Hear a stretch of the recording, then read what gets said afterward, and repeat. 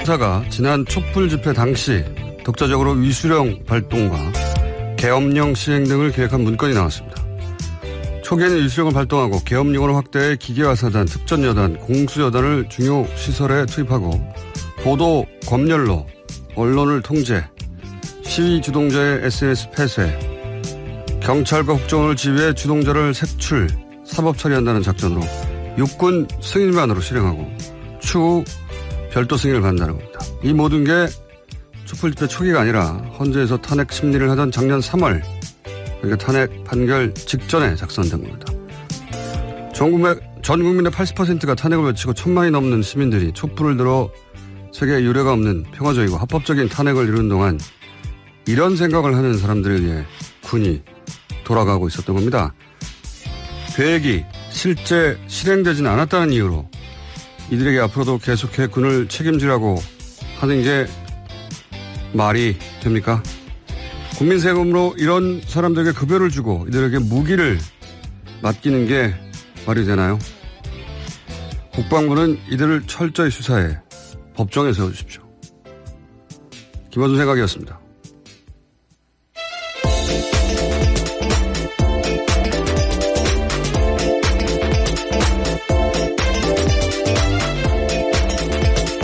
시사인의 김은지입니다. 네. 어제 나온 뉴스 중에 가장 핫한 건 이 뉴스인 것 같아요.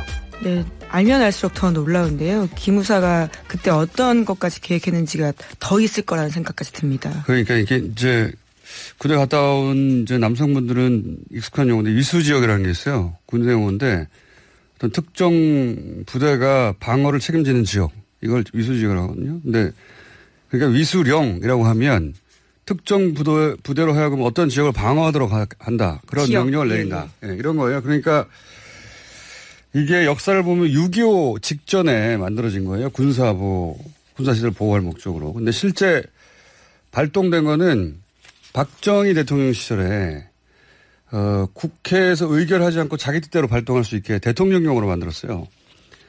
그래서 총 3번을 박정희 대통령만 발동했습니다. 이거예요. 역사적으로. 전부 실제로는 군사시설 보호가 아니라 시위 진압하려고 발동했던 거예요. 그래서 내부 정치용으로 사용했다라는 건데요. 그래서 첫 번째 발동했을 때가 그 하늘협정 반대한 학생들 시위 진압하려고 고려대 군인들 투입한 게 첫 번째거든요. 마지막이 그 부마항쟁이고. 이게 위수령이라는 게 군을 시위 진압에 이용하는 철저히 정말 끔찍한 일입니다. 박정희 유신 체제의 잔재입니다, 이게. 그리고 박정희 사후 단 한 번도 발동이 안 된 사실상 죽은 법령인데 이걸 발동하려고 한 겁니다. 예. 그리고 거기 기계화 사단 투입 얘기 나오거든요. 이게 역시 이제 여성분들이 익숙하지 않은 용어인데 말하자면 시내 탱크 장갑차 들어오는 거예요. 예. 그렇게 하겠다는 거고. 그리고 이 문건을 보면 촛불 집회에 참여하는 사람들 종북으로 지칭하지 않습니까? 종북? 그러니까 간첩으로 보는 거죠, 간첩. 이런 계획을 세웠다는 자체가 유신 체제, 예. 그 사고방식을 그대로 가지고 있는 군인들이 당시 군의 정보기관을 장악하고 있었다. 이런 소리죠. 예. 네, 문건이 나왔기 때문에요. 이제까지 의혹으로 무성했던 것들이 다 증명이 되는 건데요. 계획을 세웠던 건 다 사실이었던 겁니다.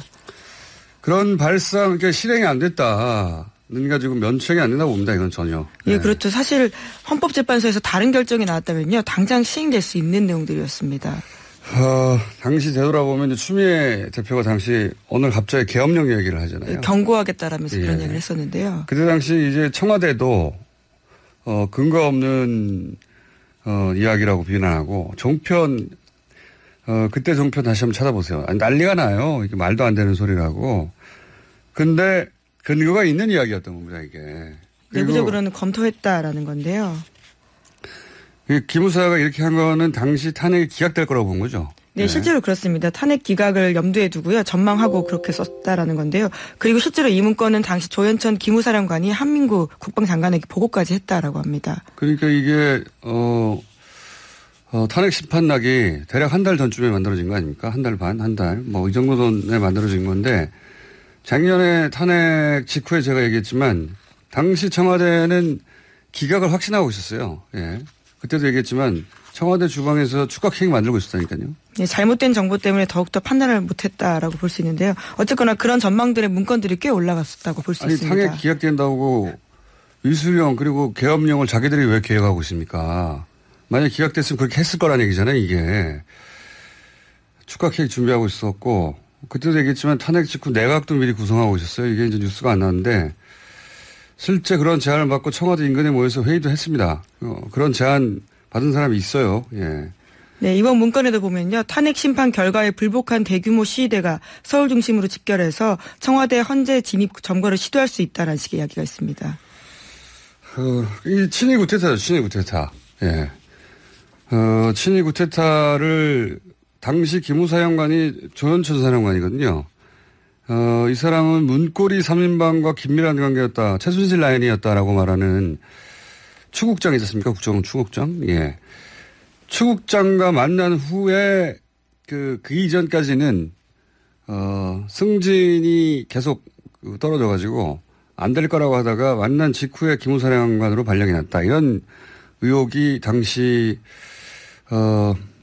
작년 1월인가요? 그때 보도되기도 했었어요. 네. 추명호 국장은 우병우 라인이라고 해서 정말 실세로 불렸던 사람입니다. 저는 이게 이 문건은 문건 하나가 아니라 당시 최순실 라인의 이제 국군 정보기관이 어떻게 친위 구태세를 기획했는가 그런 일이거든요. 전부 영창갈 사안이라고 봅니다. 저는. 예. 이게 실행이 안 됐다고 해가지고 뭐 실행도 안 됐는데 뭐 넘어갈 일이 아니라고 봅니다. 저는. 관련해서 이 문건을 네, 이철희 의원실에서 공개를 했는데요. 이 문건을 공개한 이철희 의원과 저희가 3부에서 인터뷰를 나눠볼 예정이고요. 하여튼 기무사는 계속해서 놀라운 뉴스가 계속 나오고 있습니다. 네, 기무사 당시에 이것들이 불법이라는 점도 충분히 인지하면서요. 우회할 방법까지 문건을 제시했다라고 하는데요. 자신들이 그때 했던 일들이 얼마나 문제가 있는지도 스스로 알고 있었다라는 겁니다. 이게 만에 하나 당시 탄핵이 정말 기각됐다면 야 어떻게 됐을까요? 서울 시내 탱크 들어오고 뭐 난리가 났을 거라고 봅니다. 예, 계엄령하고 사람 몇은 죽었을 것 같습니다. 최소한. 그런 계획을 세웠다고 합니다. 군이 자기들이 뭔데 이런 계획을 세웁니까? 예, 저는 이거 작성한 사람과 이 회의 관련된 자들 다 차단해서 책임을 물어야 된다고 봅니다. 네, 반복되지 않기 위해서는 철저한 조사 그리고 처벌이 필요한 겁니다. 군에 남겨두면 안 되죠. 네. 이런 사고방식을 가진 사람들 군에 있으면 안 되는 거죠. 자, 기무사 관련 뉴스가 또 있습니까? 네, 관련된 뉴스들을 계속 좀 전해드리면요. 기무사 참모장 소장이 2014년 세월호 참사 당시에 기무사 가동했던 세월호 관련 TF에서 활동했다고요. 오늘 아침 경향신문이 보도했습니다. 기무사 참모장은 기무사령관을 보좌하는 자리로 기무사 내 2인자라고 할 수 있는데요. 그러니까 이렇게 높은 사람조차도 세월호 TF에서 활동했다는 사실이 뒤늦게 드러난 겁니다. 구테타예요, 이건 구테타. 구테타를 기획했던 거 예전에 역정모의 한 거죠. 예. 그때는 3족을 말했습니다. 그랬을 지금은 그럴 수는 없고요. 어쨌든 이 관련 여단을 철저히 찾아내야 된다고 네, 봅니다. 아직도 현직에 있다. 그리고 고위직이다라는 사실이 중요한 건데요. 철저하게 문제 제기해야 됩니다. 이런 사람들이 어떻게 국군의 정보기관을 책임지고 있습니까? 참. 기무사 관련해서 또 놀라운 뉴스가 있어요. 네, 어제 천정배 민주평화당 의원이 밝힌 내용인데요. 국군 기무사령부가 세월호 사고 직후에 선사인 청해진 해운 직원들과 통화한 정황이 확인됐다면서 철저한 진상규명을 촉구했습니다. 기무사 직원 2명과 청해진 해운 직원들이 세월호 참사 당일부터 통화한 내역들을 공개한 건데요. 수차례 연락했습니다. 이게 참 희한합니다. 이 세월호 사건은 정말 희한해요. 그 세월호와 국정원의 특수관계는 여러 정황이 그 사고 초기부터 나왔죠. 세월호의 업무용 노트가 세월호 침몰하고 한 2달 있다가 예, 컴퓨터가 건데요. 노트북이 건져졌었는데 거기에 아래 한글 파일로 제목에 국정원 지적사항이라는 문건이 나왔었어요. 그때. 네, 그랬죠. 여기 보면은 여객선을 어떤 색으로 칠하느냐 잿더리 위치 무슨 만기칠람 했다고 볼 수 있는 건데요. 오락실에 있는 바닥 데코는 뭘로 한다. 이런 거를 왜 국정원이 감소를 합니까? 예. 그냥 사기업의 여객선인데. 그리고 더 말이 안 되는 거는 선원들 휴가 또는 작업 수당 이런 것도 보고가 된단 말이죠. 그러니까 인사회계는 누구한테 하나요? 실소유주한테 보고하는 거 아닙니까? 그래서 당시에 국정원이 세월호 실소유주 아니냐. 네, 그런 논란이 있었는데요. 이건 수사가 전혀 안 됐고요. 예. 그리고 뭐 세월호 선사 사람들이 국정원 직원 상대로 접대한 정황들도 계속 나오는데 이번에 기무사가 등장한 겁니다. 그 세월호 선사 사람들이 기무사 와 사고 당일부터 통화한 내용이 나온 거죠. 이게. 예, 당일날 통화한 내용뿐만이 아니라요. 법인카드 사용 내에도 기무사에다가 접대했다라고 된 표시가 있다라고 합니다. 여객선을 운항하는데 왜 군의 정보기관과 국정원 같은 곳과 연락을 하냐 이거예요. 특히 세월호 참사 당일날은 정말 바쁘고 정신없는 날이었거든요. 근데 그날 기무사와 통화했다라는 것들은요. 왜 그랬는지에 대해서는 적어도 밝힐 필요가 있다라는 겁니다. 통화 시간도 놀라워요. 통화 시간이 오전 10시 때거든요. 사고 직후예요. 사고 직후, 그러니까 여객선이 가라앉았는데, 예, 군의 정보기관이, 이 선사하고 통화를 하는 거죠. 통화 내용은 모르겠습니다만. 네, 통화도 하고 문자도 보냈고 수차례 연락을 했다라고 하는데요. 이 세월호는 뭐 침몰 원인도 여전히, 의혹의 대상이지만, 이 국가 정보기관들이 왜 세월호가 이렇게 연결이 되는지, 이거 마땅히 수사돼야 되는 사안이라고 봅니다, 저는. 예. 세월호는 여전히 너무 많은 미스터리에 둘러싸여 있어요. 이것도 기무사 관련한 뉴스로 나온 겁니다. 자, 다음은요. 네, 북한 관련된 소식도 전해드리겠습니다. 마이크 폼페이오 미국 국무장관이 세 번째 평양행에 나섰는데요. 현재 비행기 안에서 트위터까지 남길 정도입니다. 오늘 오후에 평양에 도착할 것으로 보이는데 6월 12일 북미 정상회담 후속 협상차 1박 2일 일정으로 방북하게 됩니다. 5시간 전쯤에 트위터에 쓴 내용을 보면요. 김정은 북한 국무위원장이 합의한 최종적이고 완전하게 검증된 북한의 비핵화를 향해서 우리의 노력을 지속해 나가길 고대한다라고 썼고요. 또 자신과 함께 방북길에 동행한 기자들 사진까지 올리면서 이번 일정에 기자단과 함께 돼서 기쁘다라고 썼습니다. CBID 이제 안 씁니다, 미국에서. 예. 네, FFVD를 씁니다. 예. FF. 예. 파이널 풀리. 예. 네, 최종적이고 완전하게 검증된 북한의 비핵화라는 건데요. 새로운 용어가 등장했습니다. CBID라는 용어 자체가 탄생한 게 북한의 정권을 무너뜨리고 뭐 이런 취지에서 만들어진 용어거든요. 탄생 자체가. 그리고 이제 I라는 되돌릴 수 없다는 이건 이제 패전국에나 요구하는 거 아니냐. 그래서 북한이 예전부터 기겁을 하던 도저히 받아들일 수 없다고 하던 그 내용이라 용어를 바꿨어요. 미국에서. FFVD라고 바꿨고 그리고 정세현 장관이 싱가포르 회담 끝나고 나서 그 합의문 순서를 봐라. 순서가 성공적이다. 예리하게 짚으셨는데 그게 순서가 비핵화가 먼저 나오는 게 아니라 비핵화가 마지막에 나오고 관계 개선이 먼저 나왔거든요. 그 말대로 되고 있는 거죠, 지금 이런 게. 예.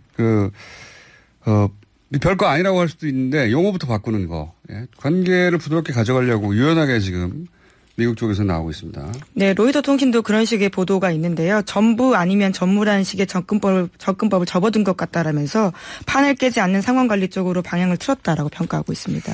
그러니까요. 물론 미국 내에서는 북미 정상회담에 대한 부정적 뉴스가 그 이전에도 있었고 지금도 계속 있습니다. 네. 트럼프 대통령에 대한 불신이 그렇게까지 이어지는 부분도 꽤 있어 보이는데요. 하지만 차근차근 진행되고 있는 건 사실입니다. 그런데 이제 트럼프 행정부 내에서는 낙관적인 분위기 그리고 북한과 유연한 관계 그다음에 잘 될 거라고 확신하는 뭐 그런 상황입니다. 반면 미국 주요 언론들은 계속해서 비판하고 있고요. 그건 뭐 예전에도 그랬고 앞으로도 계속 그럴 상황입니다. 네, 이번에 기자들과 함께 가서요. 또 이번에도 유해 송환 문제를 마무리 짓고 오는 게 아니냐라는 기대감이 올라가고 있는데 2차 방북 당시에도 억류되었던 미국인 3명 데리고 왔듯이 이번에는 그런 이벤트가 벌어지는 게 아니냐라는 관측이 있습니다. 자주 갑니다, 이제. 국무장관이 올브라이트가 처음 갔었는데 그 대단한 뉴스였거든요. 예, 이제는 뭐 폼페오가 세 번째로 가는 거고요. 한 달에 한 번씩 가능하죠. 한 달에 한 번씩. 자고 오기까지 합니다. 자, 1박 하고 온다고 합니다. 그런데 그러면서 등장한 새로운 용어가 이제 CBID가 아닙니다. FFVD라고 미국 정부가 쓰기 시작했다. 자, 다음 뉴스는요. 네, 삼성 관련된 소식도 전해드리겠는데요. 삼성 바이오로직스 관련된 소식입니다. 금융위원회 산하 증권선물위원회가 삼성 바이오로직스의 회계처리 기준 위반 혐의와 관련해서 조치안 보완을 금융감독원에 요구했다라고 합니다. 하지만 금융감독원이 이를 수용하지 않겠다라고요. 오늘 아침 한겨레 신문이 보도했습니다. 그러니까 애초대로 금감원의 조치 원안을 두고 최종 의결을 하게 되는데 결과가 7월 18일에 나옵니다. 이게 어제 저희가 이제 김경률 회계사하고 짚었던 사안인데, 예. 이게 이제 기사를 읽어도 무슨 말인지 잘 몰라요. 잘 모르는데. 금감원 원안대로 간다라고 보면 될 텐데요. 이게 이제 무슨 의미냐면, 금융위에서, 상급기관이죠. 금융위에서 금감원에다가, 금감원은, 금융계의 검찰이라고 생각하시면 됩니다. 금감원에서 삼성 바이오로직스 분식회계에서 뻥튀기해서 범법행위한 거야. 라고 이제 말하자면 고발을 한 셈이죠. 그래서 그걸 이제 그 금융계의 판사들이라고 할 수 있는 최종적 결정을 이제 해야 되는 건데요. 거기서 지금 심의를 하고 있어요. 의논을 계속 하고 있는데 심의를 하다가 이 금감원에다가 요청을 한 겁니다. 2015년 것 문제가 된 게 2015년 거거든요. 그 장부 이전에 2012년 14년 사이의 장부도 그것도 포함해서 다시 고발하라고. 왜냐하면 그 권한을 금감원이 가지고 있는 거거든요. 법원에 검찰이 기소를 해야 법원이 일종의 공소장 변경을 그렇죠. 하라라는 건데요. 사건을 다루듯이 네. 금감위는 그걸 바꿀 수가 없으니까 금감원에다 바꾸라고 했는데 금감원이 거부한 거 굉장히 잘한 건데 왜냐하면 이게 왜 과거 거를 포함하라고 했느냐. 그 의도가 뭐냐면 예전에 잘못 장부를 작성했는데 그거를 나중에 고친 걸로 이렇게 해석하려고 하는 겁니다. 그러면 무슨 얘기냐면 고의로 뻥튀기 한 게 아니라 과거에 과실이 있었기 때문에 거죠. 그렇게 바꾸려고 하는 거예요. 그렇게 되면 어떻게 되느냐. 검찰 고발이 안 되는 거예요. 실수니까. 벌금을 받더라도. 개인적으로 대단한 잔머리라고 봅니다. 네. 근데 상급기관인 금융위에서 그걸 요구했는데 금감원이 싫다고 한 거예요. 예, 굉장히 이례적인 일이라고 이런 하는데요. 일은 없어요. 이례적인 일이라는 표현은 가끔은 있었어야 되는 거 아닙니까? 이런 일은 없어요.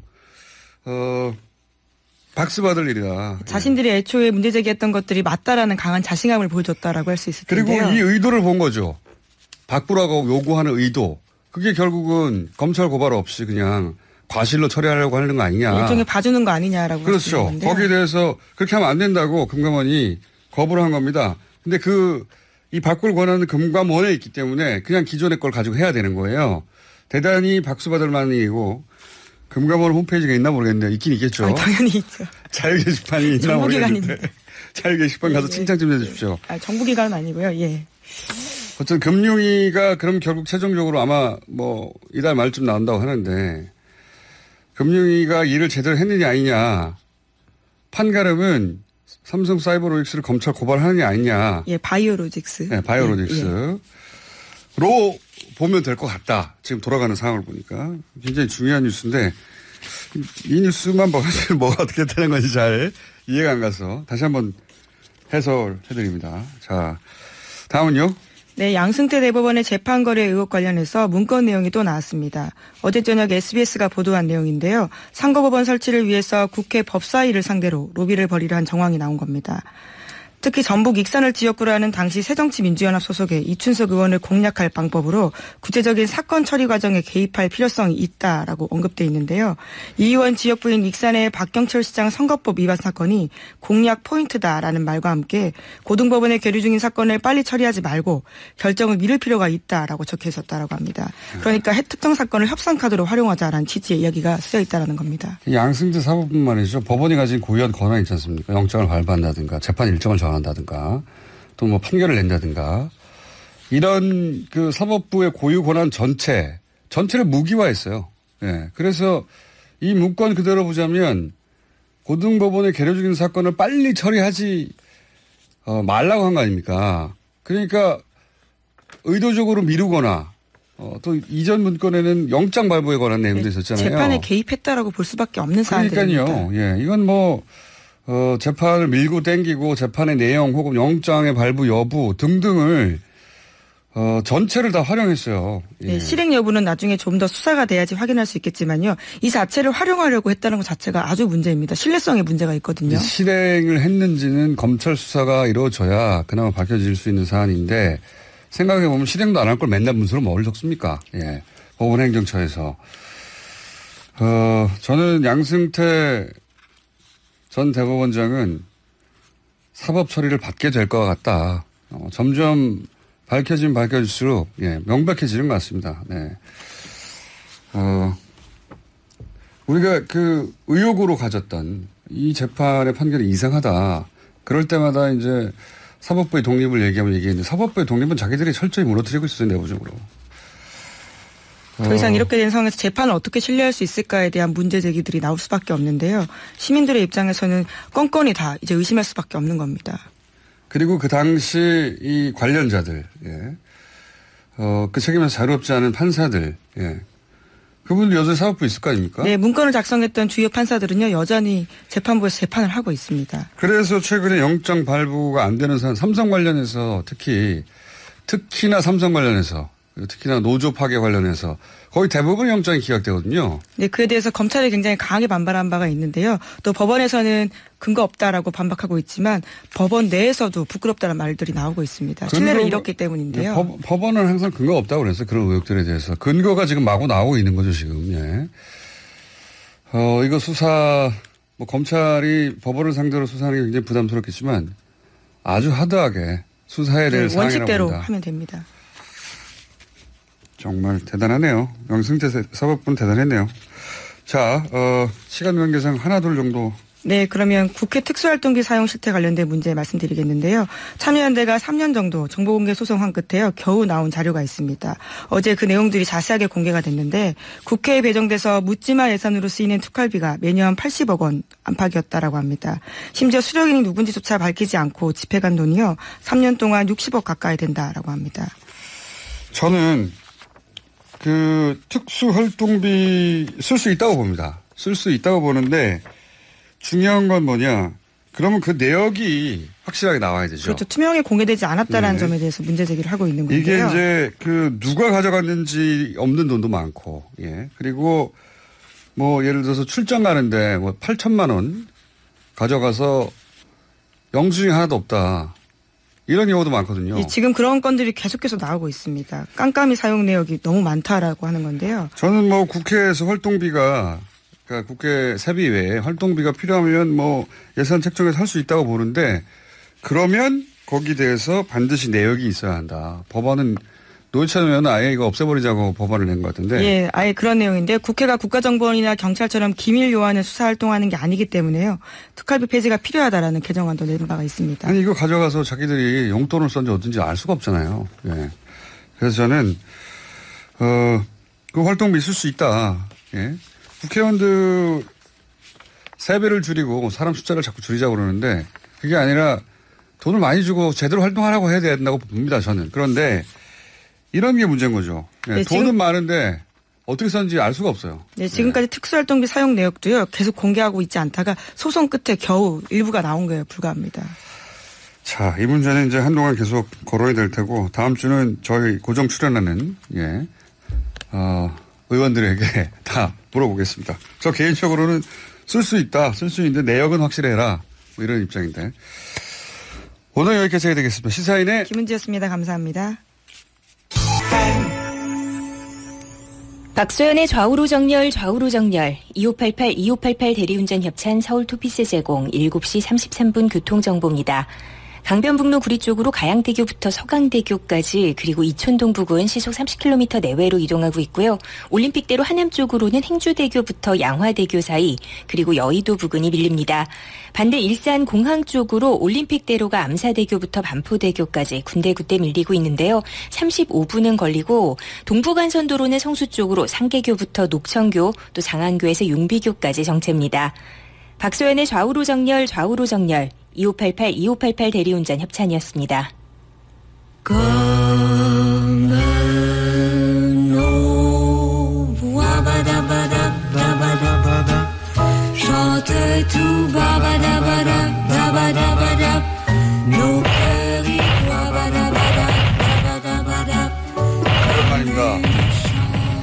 더불어민주당 우상호 의원, 자유한국당 나경원 의원 나오셨습니다. 안녕하십니까? 네, 안녕하세요. 네, 안녕하세요.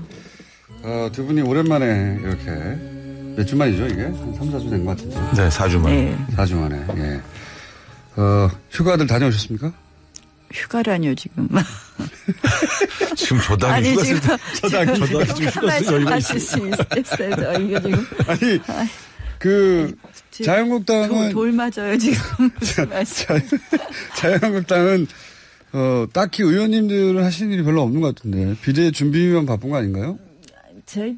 문제가 크죠 지금. 네. 근데 저는 사실은 지방선거 끝나고 나면 왜 우리가 이렇게 외면당해 있느냐에 대한 그 반성, 그다음에 그거에 대한 분석을 우리가 치열하게 해야 된다. 전 정말 매일매일 의원총회 하면서 뭐 밖에서 보는 시각, 우리 내부에서 치열한 그런 논쟁을 해야 되는데 무릎 꿇고 반성 한번 하고선 그냥 반성은 없어지고 비대위원장 모셔오면 뭐 구세주 같은 비대위원장 오면 우리 당의 모든 일이 해결될 것처럼 논의가 흘러가는 것에 대해서 저는 굉장히 안타깝게 생각합니다. 근데 나는 이해가 안 가는 게 이제 지방선거 때 참패를 했다는 건 이제 심판을 받은 거잖아요. 그러면 지금 말씀하신 것처럼 이제 새로 거듭나는 노력들을 해야 되는데 여전히 이제 친박 비박 나눠서 개파투쟁을 하고 있으니까 눈살이 찌푸려지는 건 사실이에요. 특히 그 친박이라고 불려지는 분들은 나는 좀 양심이 없는 것 같아. 예? 오히려 비박들 물러가라 이렇게 주장한 걸 보면서 야 지금 당장 물러가야 할 사람들이 오히려 적반하장 아닌가 싶은데 그런 거 정리를 못 해요? 지금 이제 나경원 뭐 나한테 하듯이 한번 딱 펀치 한번 날려보지 뭐. 지금 문제는 사실은 저는 이렇게 당이 혼란스러울수록 저는 원칙으로 가야 된다 생각을 하는데요. 이 비대위라는 걸 우리가 지금 20대 들어와서 비대위 체제를 벌써 2번 했어요. 총선 패배했다고 비대위 한 번 하고, 예, 그다음에 탄핵도 하고 나서 또 비대위 했는데 비대위 체제가 성과를 낼 수가 없거든요. 그런데 왜 낼 수가 없는 겁니까? 아니 실질적인 권한도 없고요. 비대위가 성공한 케이스는 예전에 뭐 이제 김종인 비대위원장 이런 얘기를 하는데 박근혜 비대위. 예, 박근혜 비대위 또는 이제 그 문재인 또 민주당 가서 한 김종인 비대위. 그때는 다 이제 실질적인 권력자가 하나 있었고 그 권력자가 절대적인 절대적인 힘을 주고 그다음 공천 당시란 말이에요. 그런데 지금 사실 공천 당시도 아니고요. 그래서 비대위라는 건 사실은 비상적인 그런 기구 아닙니까? 그래서 저는 비대위가 정권을 가지고 과연 우리 당을 개혁할 수 있느냐. 우리 당을 정말 잘 알고 정치도 잘 알고 이런 분이 그다음에 막강한 힘이 있어야 되는데. 혁신에 관한 하는 정권을 안 주면 누가 외부에서 그 어떤 혁신을 할 수 있을까요? 네? 어떤 혁신을 할 수 있을까요? 아니 그러니까 저는 레토릭뿐인 혁신이라는 거예요. 그 혁신의 핵심은 뭐냐. 우리가 앞으로 어떤 걸 하겠느냐. 지금 뭐 민주당이 하고 있는 재벌 개혁은 사실은 재벌 죽이기라면 우리는 뭐 재벌의 행태를 확실히 개혁하겠다. 뭐 이런 아젠다를 갖고선 하나씩 해야 되는 거가 어떻게 보면 우리의 정책적인 아젠다부터 시작해서 그렇게 해야 된다고 생각을 하고요. 그래서 저는 국민들이 지금 자유한국당에 대해서 제일 싫어하는 것부터 없애는 거예요.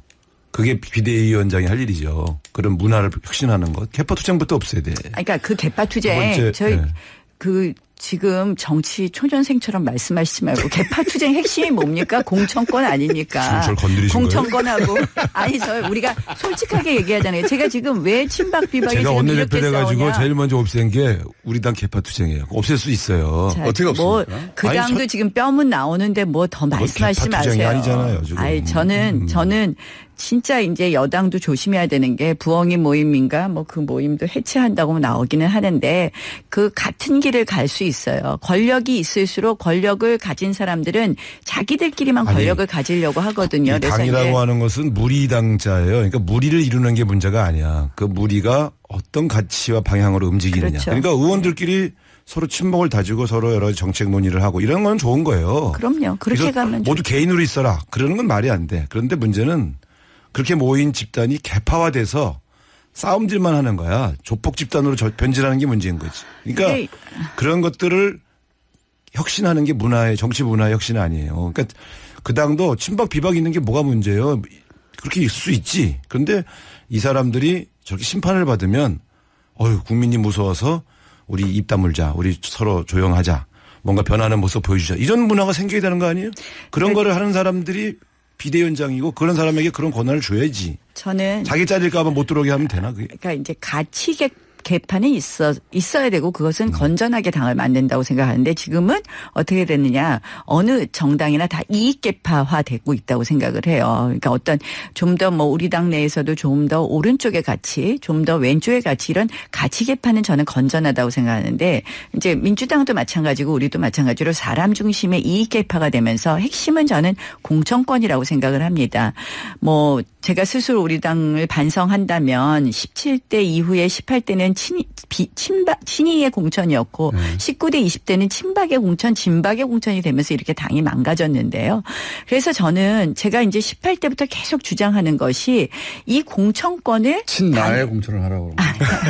그게 아니라 당이 공천을 한다. 결국 우리 의원들이나 이 정치 기득권들이 당이라는 것은 우리들 것이라는 이런 착각에 이 공천권을 내려놓지 않는다는 데서 문제거든요. 아니, 그러니까 거기서 핵심은 예, 그러니까 마찬가지라고 생각해요. 그래서 뭐 정도에 이제 시작합니다. 왜냐하면 그동안 야당이었으니까 좀 괜찮았는데. 그동안 이제 서로 다투던 분들이 많이 나가줘가지고 그래서 되게 조용해요. 제가 우상호 의원님한테 정말 제안하고 싶은 거는 우리가 여야 동시로 국민공천을 하자는 거예요. 그게 무슨 말씀이냐면 여야 동시에. 그러니까 오픈 프라이머리라고 아니 우리도 원래 저주장을 했는데. 저때 그 새누리당이 반대해서 못했어요. 아니에요. 그렇지 않았어요. 법을 안 바꿔줬잖아요. 아니 그러니까 우리가 정치개혁을 할 거는 바로 그거예요. 시기를 동시에 하자는 거죠? 그러니까 어떤 식으로 하는 오픈 거냐면 프라이머리인데. 오픈 프라이머리가 뭐 우리가 4월에 국회의원 선거를 하면 2월에 중간 선거가 있는 거죠. 오픈 프라이머리. 그래서 그게 뭐냐. 그날은 선관위가 다 해서 지역별로 민주당 후보 그다음에 자유한국당의 후보를 국민들이 뽑는 거예요. 한마디로. 그러니까 그날 동시에 선거를 선관위가 해서 하면 지금은 오픈 프라이머리를 한다 그러면서 당원들을 이 소위 이렇게 줄 세우고 당원들을 갖다 조직화하고 하는 그런 뭐 한 1,000명 모아놓고 그 당원들이 뽑는 그런 경선이 되고 있잖아요. 그래서 경선의 폐하가 많은데 2달 전쯤에 오픈 프라이머리를 하자. 그래서 저는 이 당이라는 것은 절대로 당원과 의원들의 당이 아니거든요. 정당이라는 것은. 우리가 저 제도를 오래전부터 주장했는데 이제 법을 바꿔야 돼요. 아니 그러니까 법을 같이 바꾸자고 하는데 그때 새누리당이 안 바꿔줬다니까요. 아니 무슨 말씀하세요? 그거는 그렇게 말씀하시면 안 돼요. 그렇게 말씀해야 돼요. 아니 그 당시에 분명히 기억해. 우리가 법을 바꿔달라니까. 아니 제가 그때 나이 의원 주장은 모르겠는데 그때 그 당의 대표 원내대표가 안 바꿔줬어요. 제가 그때 18대 때 그걸 주장했고 안상수 원내대표도 그걸 하려고 그랬었어요. 그랬는데 그 당시에 국회 정치개혁특위에서 더 이상 논의가 안 됐었죠. 그래서 제가 드리고 싶은 말씀은 우리가 지금이라도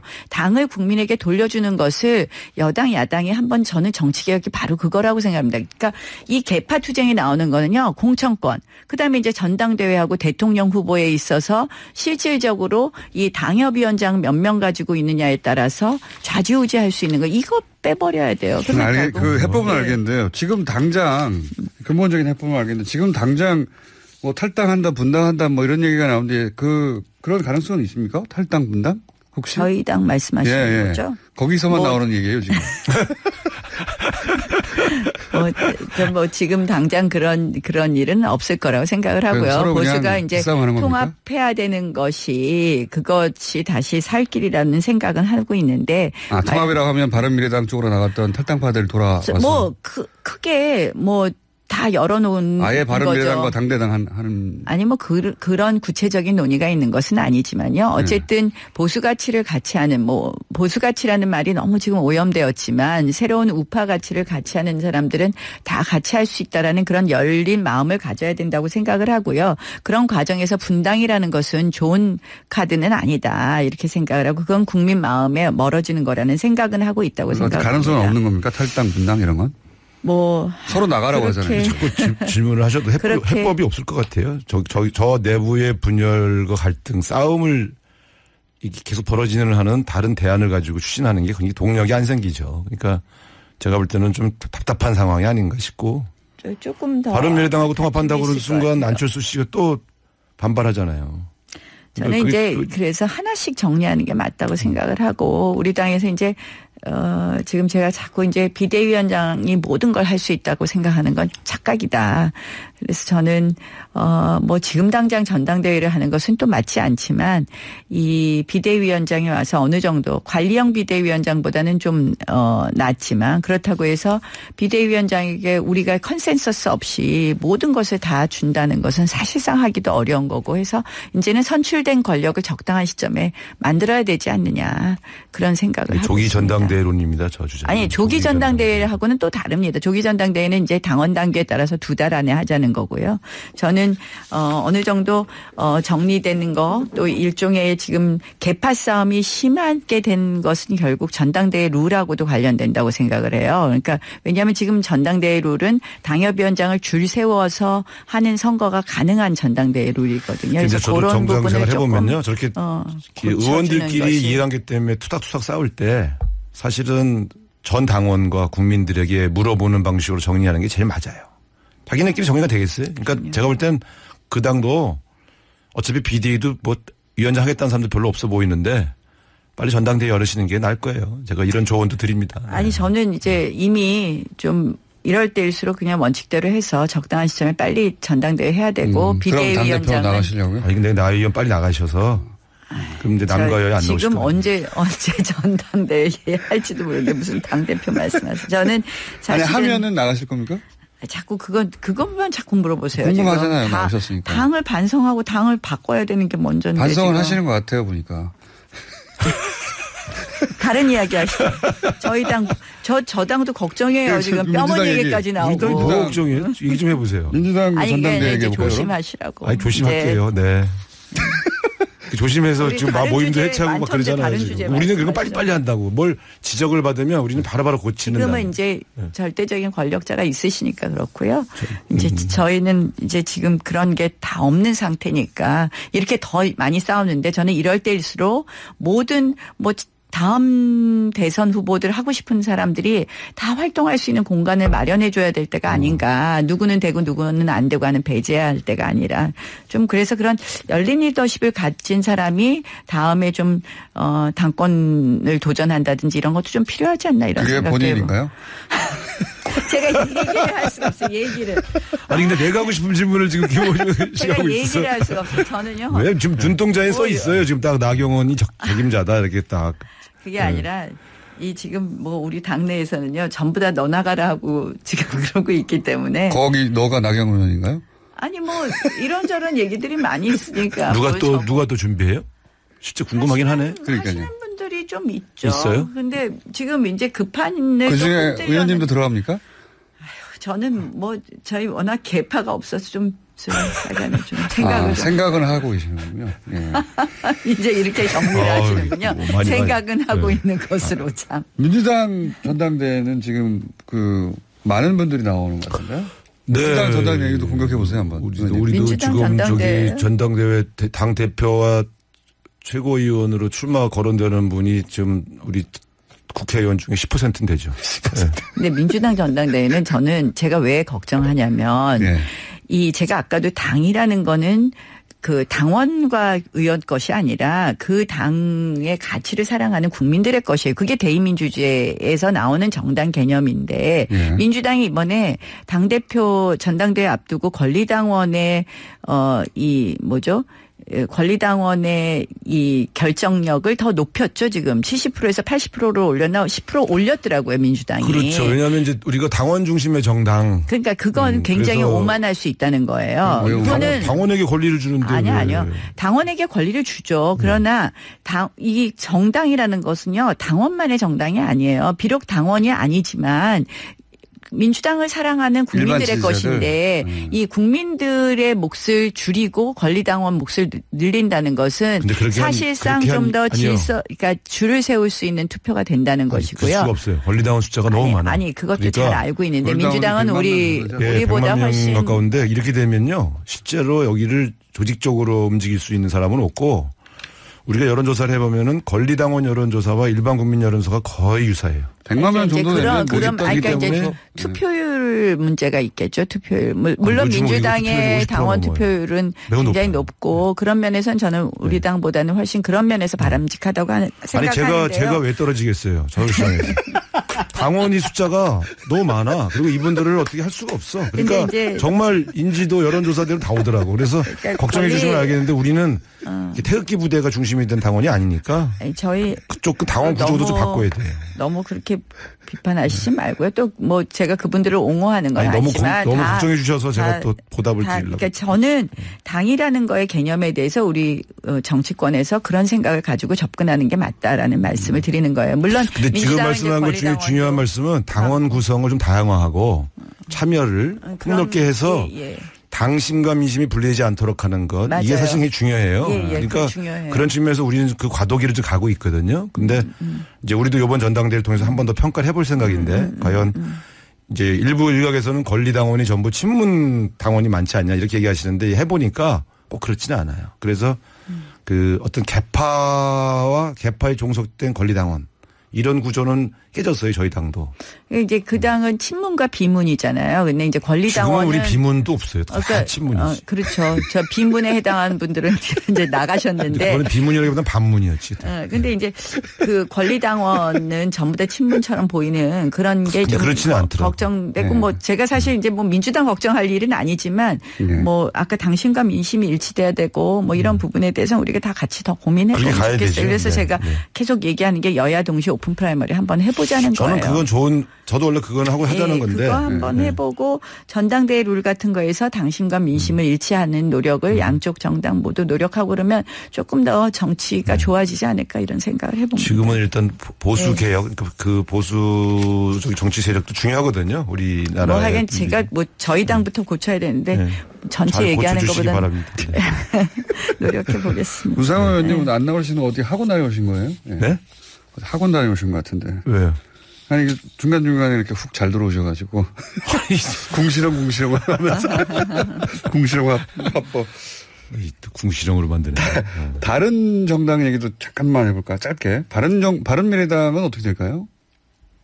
뭐 다른 정당 이야기는 잘 모르겠습니다.